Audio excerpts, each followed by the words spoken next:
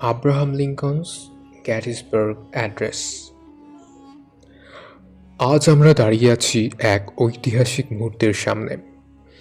1863 সাল, আমেরিকার মাটিতে গৃহযুদ্ধের আগুন জ্বলছে। এই বিভক্ত জাতির মাঝে একজন মানুষ এগিয়ে আসেন। তার কথাই একতা, স্বাধীনতা আর সমতার বাণী। তিনি হলেন আব্রাহাম লিঙ্কন। আর তার অমর বক্তৃতা গ্যাটিসবার্গ অ্যাড্রেস। চলুন আমরা এই কালজয়ী বক্তৃতার গভীরে প্রবেশ করি, যা শুধু আমেরিকা নয়, গোটা বিশ্বের জন্য একটি আলোকবর্তিকা। আব্রাহাম লিঙ্কন, মানুষ ও তার সময়। আব্রাহাম লিঙ্কন আমেরিকার 16তম রাষ্ট্রপতি। জন্মগ্রহণ করেন 1809 সালে কেন্টাকির এক গরিব পরিবার। তিনি ছিলেন স্বশিক্ষিত একজন আইনজীবী এবং ন্যায় বিচার ও সমতার বিশ্বাসী একজন নেতা। 1861 সালে রাষ্ট্রপতি হওয়ার সময় আমেরিকা দুই ভাগে বিভক্ত ছিল, উত্তরে ইউনিয়ন ও দক্ষিণের কনফেডারেসি। দাসপ্রথা নিয়ে এই বিভক্তি গৃহযুদ্ধের জন্ম দেয়। লিঙ্কনের লক্ষ্য ছিল জাতিকে এক রাখা এবং দাসপ্রথার অবসান। তার গেটিসবার্গ অ্যাড্রেস দেওয়া 1863 সালের 19 নভেম্বর এই সংগ্রামের একটি মাইলফলক। ঐতিহাসিক প্রেক্ষাপট: 1863 সালে জুলাই মাসে পেনসিলভানিয়ার গেটিসবার্গে আমেরিকার গৃহযুদ্ধের সবচেয়ে রক্তক্ষয়ী যুদ্ধ হয়। 3 দিনের এই যুদ্ধে প্রায় 50,000 সৈন্য হতাহত হয়। ইউনিয়নের জয় হলেও জাতি শোকে মুহ্যমান। এই যুদ্ধে 4 মাস পর গেটিসবার্গে একটি নতুন সৈনিক কবরস্থান উৎসর্গের জন্য একটি অনুষ্ঠান হয়। সেখানেই লিঙ্কন তার বিখ্যাত বক্তৃতা দেন। মাত্র 272 শব্দের এই বক্তৃতা আমেরিকার ইতিহাসে একটি নতুন অধ্যায় লেখে। বক্তৃতার মূল বিষয়বস্তু: গ্যাটিসবার্গ অ্যাড্রেস সংক্ষিপ্ত, কিন্তু এর বাণী গভীর। লিঙ্কন 3টি মূল ধারণা তুলে ধরেন: জাতীয় ঐক্য, স্বাধীনতা এবং গণতন্ত্রের মূল্য। চলুন বক্তৃতার মূল অংশগুলো দেখি। লিঙ্কন শুরু করেন ঐতিহাসিক উল্লেখ দিয়ে। 47 years ago, our fathers brought forth on this continent a new nation conceived in liberty.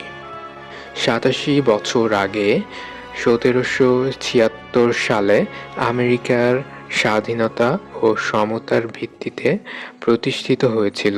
তিনি মনে করিয়ে দেন এই আদর্শই আমেরিকার মূল।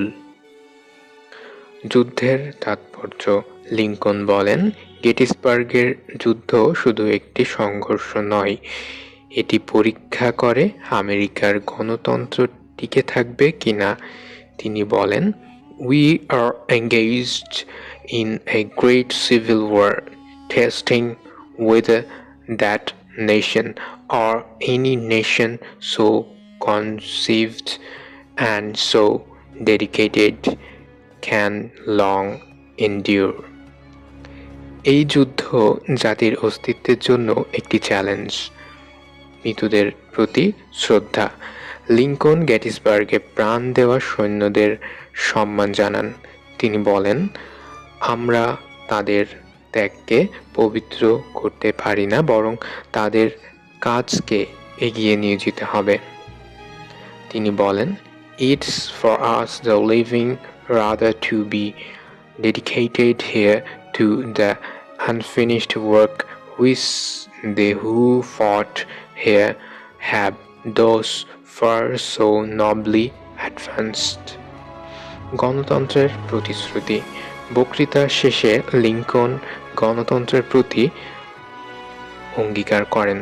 তিনি বলেন, "That this nation under God shall have a new birth of freedom, and that government of the people, by the people, for the people, shall not perish from the earth.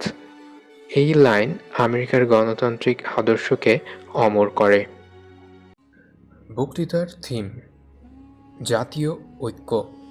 Lincoln বিভক্ত জাতিকে একত্রিত করতে চান। তিনি আমেরিকার ঐক্যর উপর জোর দেন।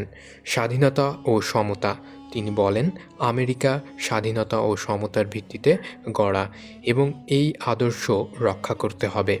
গণতন্ত্র। লিঙ্কন গণতন্ত্রকে জনগণের দ্বারা জনগণের জন্য সরকার হিসেবে সংজ্ঞায়িত করেন। ত্যাগ ও দায়িত্ব। তিনি মৃত সৈন্যদের ত্যাগের কথা স্মরণ করেন এবং জীবিতদের তাদের কাজ সম্পন্ন করার দায়িত্ব দেন। এই থিমগুলো বক্তৃতাটিকে শুধু আমেরিকার নয়, বিশ্বের জন্য প্রাসঙ্গিক করে তুলেছে। বক্তৃতার কৌশল। লিঙ্কনের বক্তৃতা এত শক্তিশালী কেন? এর পেছনে রয়েছে তার অসাধারণ বক্তৃতা। সংক্ষিপ্ততা। মাত্র 272 শব্দে লিঙ্কন গভীর বার্তা দিয়েছেন। পুনরাবৃত্তি। We can not dedicate, we can not consecrate, we can not hallow this ground. এই পুনরাবৃত্তি বক্তৃতাকে আবেগময় করে। রূপক। লিঙ্কন গণতন্ত্রকে a new birth of freedom হিসেবে তুলে ধরেন, যার নতুন শুরুর প্রতীক। ঐতিহাসিক উল্লেখ্য: 1776 সালের স্বাধীনতা ঘোষণার উল্লেখ বক্তৃতাকে আমেরিকার মূলের সঙ্গে যুক্ত করে। Ethos, pathos, logos. লিঙ্কনের নৈতিক কর্তৃত্ব ইথোস, সৈন্যদের ত্যাগের আবেগীয় আহ্বান প্যাথোস এবং গণতন্ত্রের যৌক্তিক গুরুত্ব লোগোস বক্তৃতাকে অপ্রতিরোধ করে। বক্তৃতার গুরুত্ব ও প্রভাব। গেটিসবার্গ অ্যাড্রেস আমেরিকার ইতিহাসে একটি টার্নিং পয়েন্ট। এটি দাসপ্রথা বিলোপে লিঙ্কনের প্রতিশ্রুতিকে জোরদার করে এবং 1865 সালে 13তম সংশোধনীর পথ প্রশস্ত করে। বক্তৃতাটি গণতন্ত্রের সংজ্ঞা নতুন করে লেখে এবং বিশ্বব্যাপী স্বাধীনতা আন্দোলনকে প্রভাবিত করে। এটি Martin Luther king junior I have a dream বক্তৃতা থেকে শুরু করে নেলসন ম্যান্ডেলা স্বাধীনতা সংগ্রাম পর্যন্ত প্রেরণা দিয়েছে। আজও এই বক্তৃতা আমাদের শেখায়, একটি জাতি তখনই শক্তিশালী যখন তা ঐক্য ও ন্যায়ের উপর দাঁড়ায়। সমাপ্তি। লিঙ্কনের উত্তরাধিকার। আব্রাহাম লিঙ্কনের গেটিসবার্গ অ্যাড্রেস আমাদের মনে করিয়ে দেয়, স্বাধীনতা ও গণতন্ত্র কোনো সহজ পথে আসে না। এটি ত্যাগ, সংগ্রাম আর জাতীয় ঐক্যের দ্বারাই অর্জিত। লিঙ্কনের বাণী আজও আমাদের প্রেরণা দেয়, একটি জাতি তৈরি করতে হবে যেখানে সকলের জন্য স্বাধীনতা ও ন্যায় নিশ্চিত। তাই এই বক্তৃতার আলোয় আমরা এগিয়ে যাই লিঙ্কনের স্বপ্নকে বাস্তব করতে। আমাদের এই ডকুমেন্টারি যদি আপনার ভালো লাগে তবে লাইক করো, শেয়ার করো এবং আমাদের চ্যানেলে সাবস্ক্রাইব করো। পরবর্তী পর্বে আমরা আরও একটি ঐতিহাসিক রত্ন নিয়ে হাজির হব। ততক্ষণ পর্যন্ত ঐক্য ও ন্যায়ের পথে এগিয়ে যাও।